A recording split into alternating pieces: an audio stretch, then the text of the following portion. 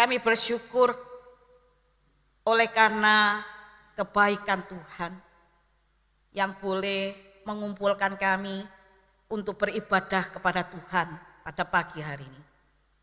Engkau telah menerima puji hormat kami Tuhan, dan saat ini kami akan bersama-sama disapa oleh firman Tuhan. Kami memohon pertolongan Tuhan. Kiranya Engkau sendiri ya Tuhan yang memberikan hikmat buat setiap kami, supaya ketika kami membaca, mendengarkan, bahkan merenungkan, kami boleh mendapatkan berkat yang daripada Tuhan. Berkati setiap kami, berkati hamba-Mu.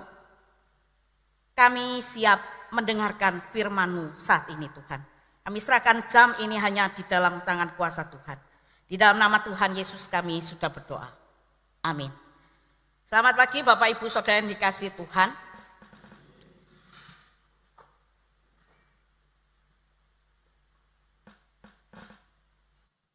Saudara yang kasih Tuhan, minggu ini adalah minggu terakhir di bulan misi. Bulan Agustus adalah bulan misi, jadi setiap minggunya Bapak Ibu menyaksikan ya, setiap pelayan Tuhan pakai bajunya baju adat.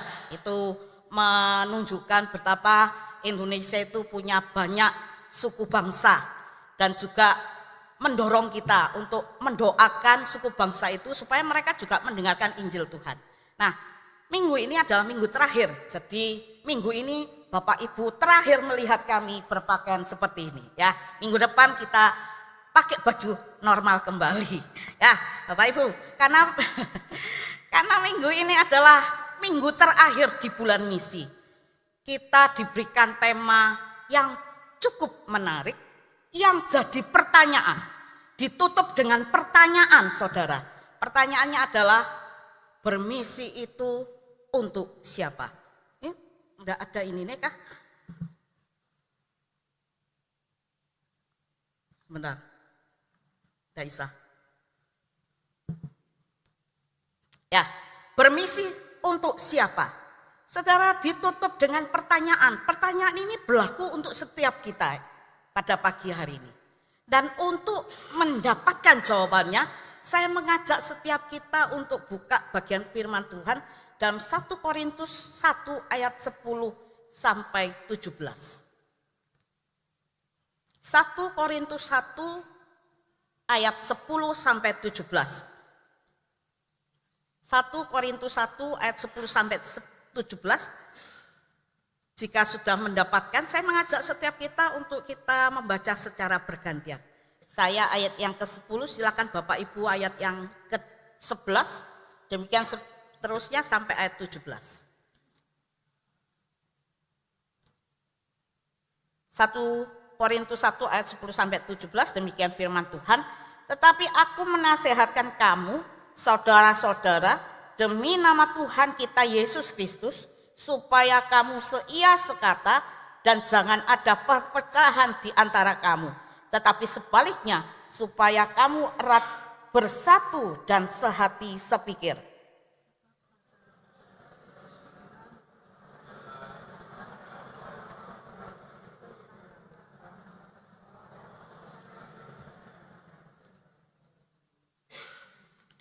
Yang aku maksud ialah bahwa kamu masing-masing berkata, aku dari golongan Paulus, atau aku dari golongan Apolos, atau aku dari golongan Kefas, atau aku dari golongan Kristus.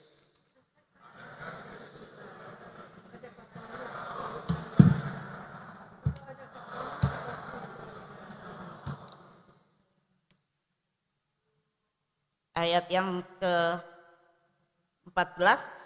Aku mengucap syukur bahwa tidak ada seorang pun juga di antara kamu yang aku baptis selain Krispus dan Gaius.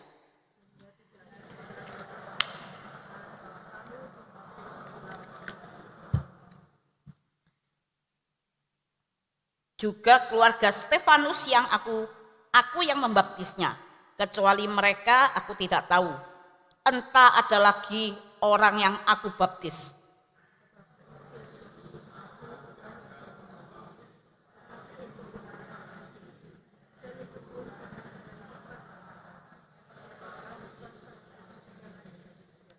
Nah, saudara yang kasih Tuhan, satu hal yang luar biasa dalam 1 Korintus surat Korintus ini dibuka dengan Paulus mengucap syukur kepada Tuhan. Kalau kita perhatikan di ayat sebelumnya, kita dapat melihat bagaimana Paulus mengucap syukur karena menyadari akan anugerah yang diberikan Tuhan kepada jemaat di Korintus. Paulus begitu mengucap syukur kepada Tuhan karena anugerah yang menjadikan umatnya, jemaat Korintus, kaya akan segala hal, kaya akan perkataan, kaya akan pengetahuan. Mari kita perhatikan 1 Korintus ayat 4-5. Saya bacakan, aku senantiasa mengucap syukur kepada Allahku karena kamu atas kasih karunia Allah yang dianugerahkannya kepada kamu dalam Kristus Yesus. Ya, anugerah yang dianugerahkan oleh Tuhan kepada jemaat Kristus. Ayat 5, sebab di dalam Dia kamu telah menjadi kaya dalam segala hal. Dalam hal segala macam perkataan dan segala macam pengetahuan. Nah, saudara yang kasih Tuhan, Paulus begitu bersyukur kepada Tuhan. Tetapi ya, kemudian Paulus memberikan nasihatnya kepada orang-orang, ya. Paulus menasehatkan pada jemaat Korintus yang kaya akan pengetahuan supaya mereka hidup bersatu, mereka sehati sepikir, seia sekata. Kita bisa lihat di dalam 1 Korintus 1 ayat 10 tadi sudah kita baca. Tetapi saudara, yang menjadi masalahnya adalah pada kenyataannya Paulus itu menghadapi permasalahan di tengah jemaat Korintus. Paulus mendengar dari orang-orang keluarga Chloe bahwa mereka di tengah jemaat terjadi perpecahan. Ya. Penyebabnya apa? Penyebabnya adalah mereka punya penilaian terhadap para pemimpin mereka berdasarkan kesukaan mereka masing-masing. Dan bahkan celakanya lagi, mereka mengecam, mereka mengklaim bahwa mereka yang paling benar. Hal ini dapat kita lihat di dalam 1 Korintus 1 ayat 12. Ada golongan-golongan, kelompok-kelompok. Ya, mereka menggolongkan diri mereka menurut kesukaan mereka pada para hamba Tuhan. Yang pertama, golongan Paulus. Ya, saudara, namanya aja golongan Paulus. Jadi ada sekelompok orang mengidolakan Paulus. Mengidolakan Paulus. Karena Paulus yang mendirikan jemaat Korintus. Dan menjadi bapak rohani mereka. Ya, wajar ya. Paulus mendirikan jemaat, terus ngopeni jemaat. Ya toh, buktinya ada surat. Kemudian mereka menganggap Paulus ini adalah bapak rohani mereka. Tetapi kemudian ada golongan Apolos. Ada yang mengklaim bahwa dirinya adalah golongan Apolos. Nah, saudara yang kasih Tuhan, kelompok ini adalah mayoritasnya orang-orang yang punya intelektual yang tinggi. Mereka jemaat yang menyukai filsafat. Apolos dianggap sebagai orang yang berperan penting bagi kelompok itu. Ya, kelompok itu menganggap Apolos ini punya peranan penting di dalam pertumbuhan jemaat Korintus. Karena dia yang mengajar, bahkan Apolos ini membuat jemaat Korintus ini menjadi besar. Yang kemudian ada yang mengklaim, sekelompok orang mengatakan bahwa dia adalah golongannya Kefas. Saudara, golongan Kefas ini adalah orang-orangnya, isinya orang-orang Yahudi yang tetap patuh kepada hukum Taurat. Nah, celakanya mereka menganggap bahwa kasih karunia itu tidak penting. Kemudian yang terakhir adalah golongan Kristus.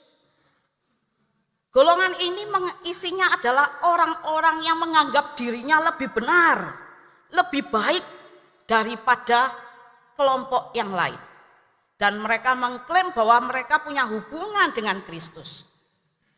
Nah, saudara yang kasih Tuhan, kalau kita bisa melihat golongan-golongan ini terjadi karena mereka mengagungkan pemimpin rohani mereka masing-masing.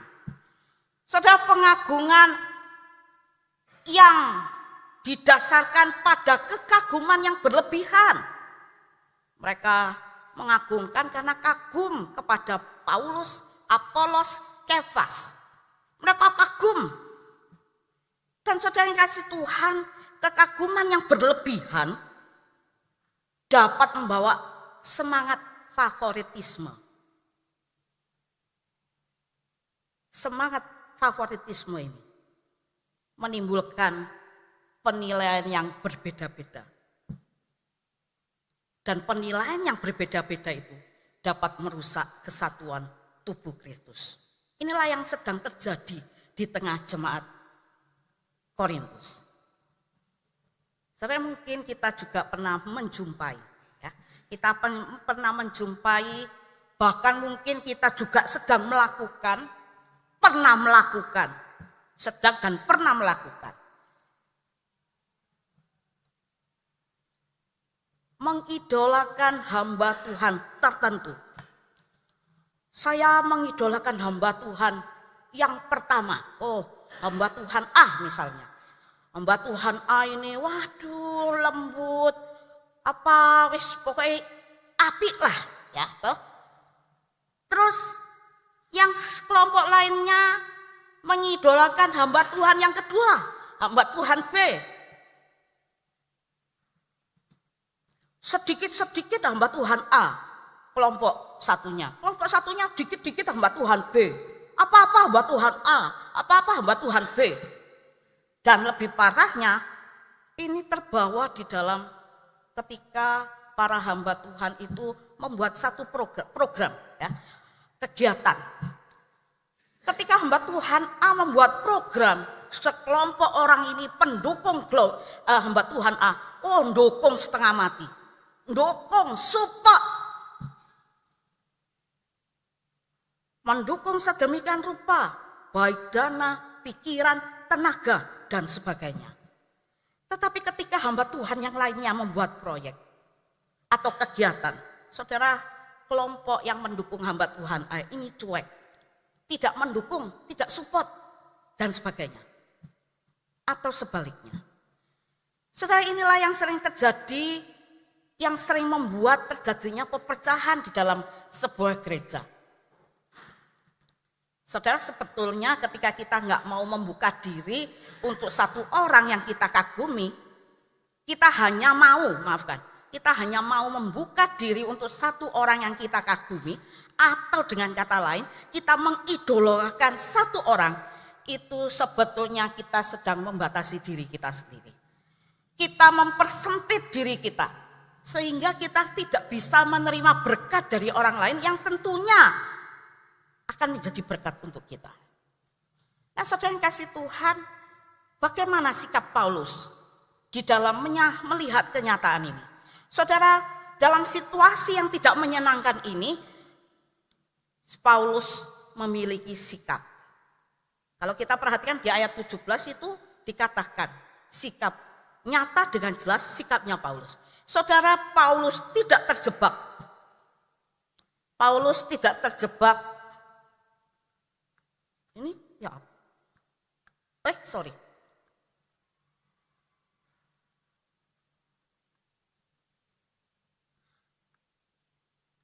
Oh ya. Nah, Paulus tidak terjebak. Di dalam situasi seperti ini, Paulus tidak terjebak, saudara.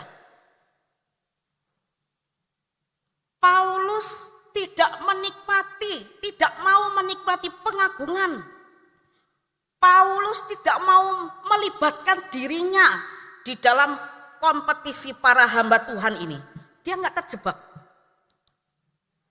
Kompetisi yang diadakan jemaat Korintus, kompetisi yang tidak sehat, yang dapat membuat seorang membuktikan bahwa dirinya lebih baik daripada orang lain.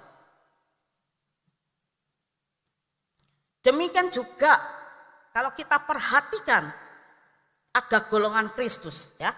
Paulus juga ngomong. Nah, saudara kasih Tuhan. Demikian juga dengan orang yang menyebut dirinya golongan Kristus. Saudara, mereka seolah-olah itu memilih yang benar, daripada memilih Paulus dan Apolos, bahkan Kefas. Dalam hal ini Paulus menegur mereka juga. Menegur karena mereka pikir bahwa pilihan mereka itu benar, tetapi penuh dengan kedagingan. Mereka kelihatannya Alkitabiah, tetapi ternyata kalau diselidiki, kerangka berpikir mereka, kerangka teologi mereka tidak benar. Nah, saudara yang kasih Tuhan, oleh karenanya Paulus kemudian memberikan dua nasihat. Dua nasihatnya kepada jemaat Korintus dan juga untuk kita saat ini. Yang pertama adalah kita tidak boleh mengagungkan kebesaran manusia. Saudara yang kasih Tuhan, satu hal yang perlu kita perhatikan di sini, bahwa jika kita terlalu mengagung-agungkan kebesaran manusia, maka kita tidak akan bisa melihat kebesarannya Tuhan. Karena otak kita, pikiran kita hanya dipenuhi oleh keberadaan satu orang ini. Saudara, akibatnya apa? Akibatnya kurang respect terhadap orang itu. Sementara Allah saja menghormati pelayannya, menghormati hambanya. Nah, saudara yang kasih Tuhan, kenapa saya katakan pikiran kita hanya dipenuhi oleh orang itu? Ya, pikiran kita hanya dipenuhi oleh keberadaan orang itu. Cara ngomong orang itu, mungkin kita juga akan ikuti. Cara berpakaiannya, cara semuanya dipenuhi. Kalau orang itu salah, mungkin tindakan kita juga akan salah. Nah, saudara yang kasih Tuhan, ini yang harus kita hati-hati. Saudara, satu hal yang harus kita juga perhatikan, bahwa kita ini adalah manusia yang terbatas. Manusia yang hidupnya masih dipenuhi oleh kedagingan, hawa nafsu. Manusia yang mudah sekali jatuh dalam dosa.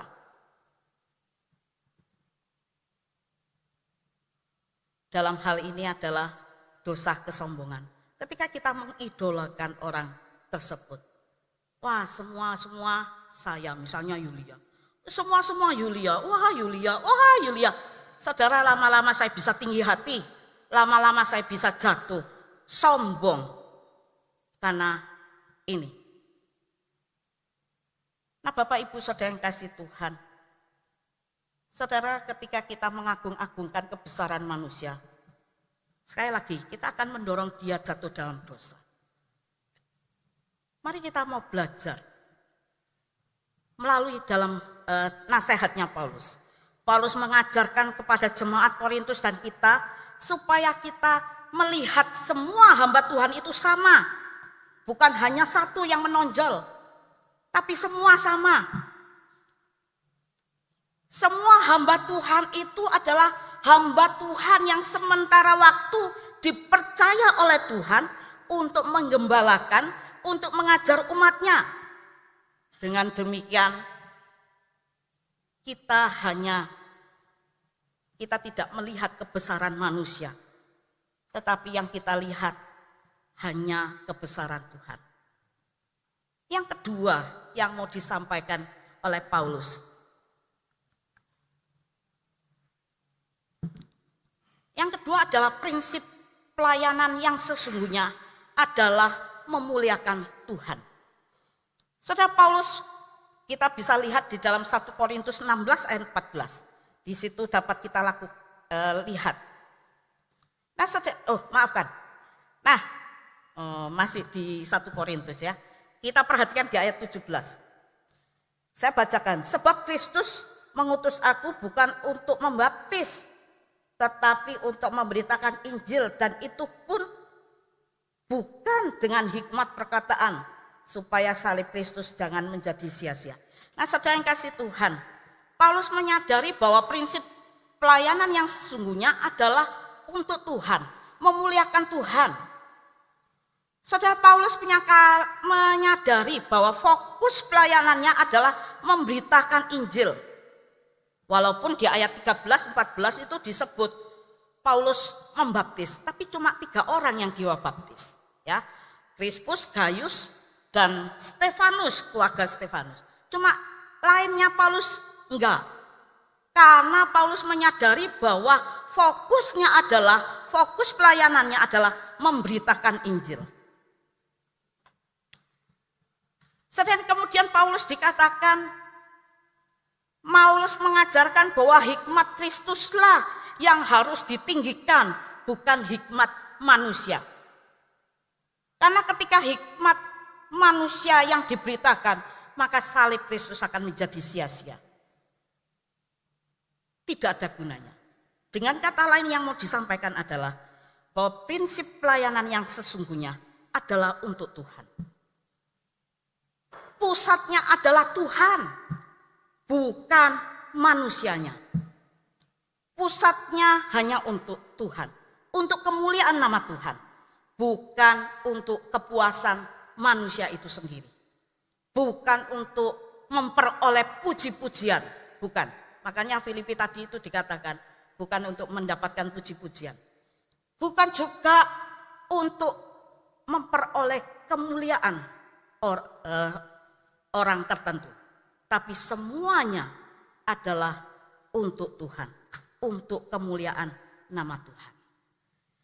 Bapak Ibu Saudara yang kasih Tuhan, melalui dua nasihat ini, dua nasihat Paulus kepada jemaatnya dan juga kita dapat menemukan jawaban atas pertanyaan tadi. Bermisi untuk siapa? Saudara, jawabannya tentunya untuk Tuhan. Untuk kemuliaan Tuhan. Bukan untuk diri saya, bukan untuk diri saudara sekalian, tapi untuk Tuhan. Semua untuk kemuliaan nama Tuhan. Bukan untuk kita mencari puji-pujian, pengagungan, kemuliaan. Jadi sangat jelas di sini ya, bahwa bermisi itu hanya untuk Tuhan. Nah, oleh karena bermisi untuk Tuhan, jadi ketika kita melakukan pemberitaan Injil, pelayanan misi atau sejenisnya, bisa berbagi kasih lah, bisa dan lain sebagainya, kita lakukan itu untuk Tuhan. Maka satu hal yang perlu kita perhatikan, harus kita lakukan adalah ketika kita melakukan pelayanan misi, mari kita mau melakukan dengan segenap hati. Saudara, prinsip ini dapat kita terapkan ya. Kalau kita baca dalam Kolose 3 ayat 23, di situ dikatakan, saya akan bacakan buat setiap kita.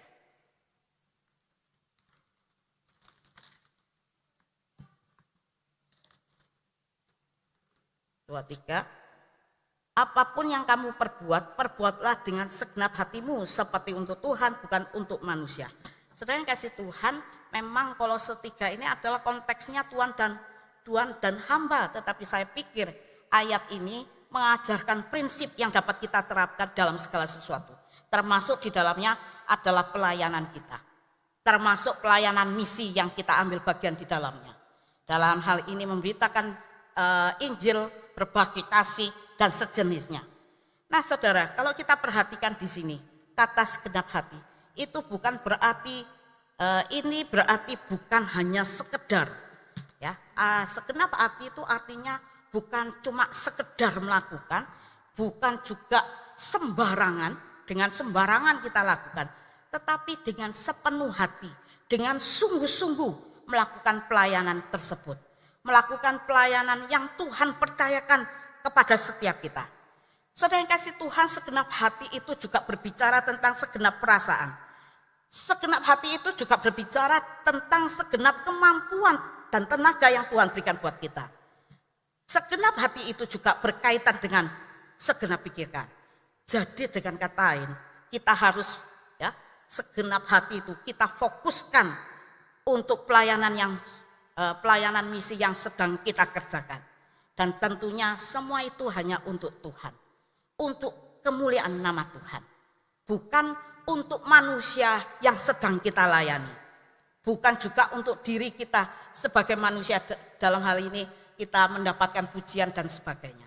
Yang kedua adalah melakukan segala sesuatunya dengan kasih. 1 Korintus 6 ayat 14. Saya akan bacakan.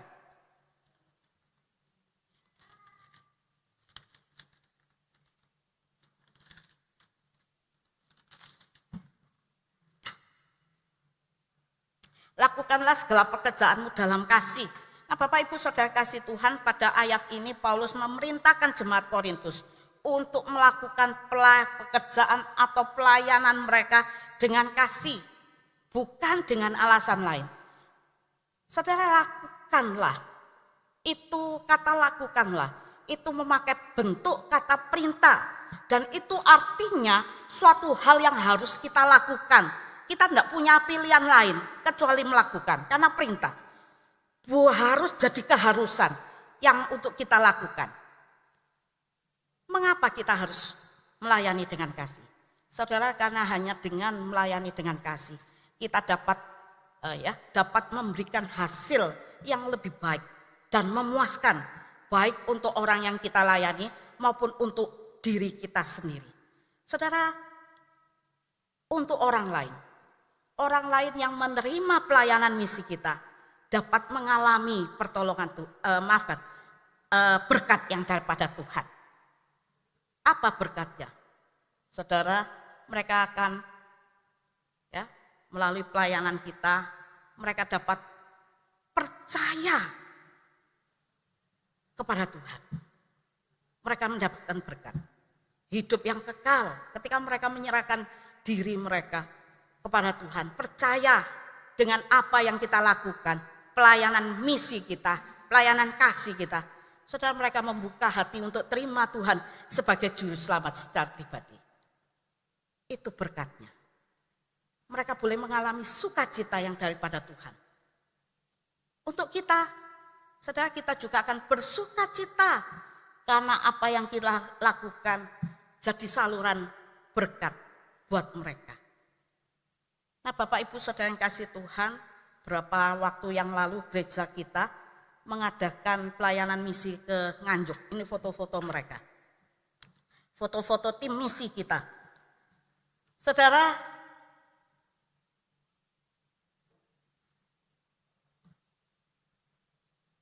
di dalam pelayanan misi yang dilakukan oleh tim misi, pengurus misi,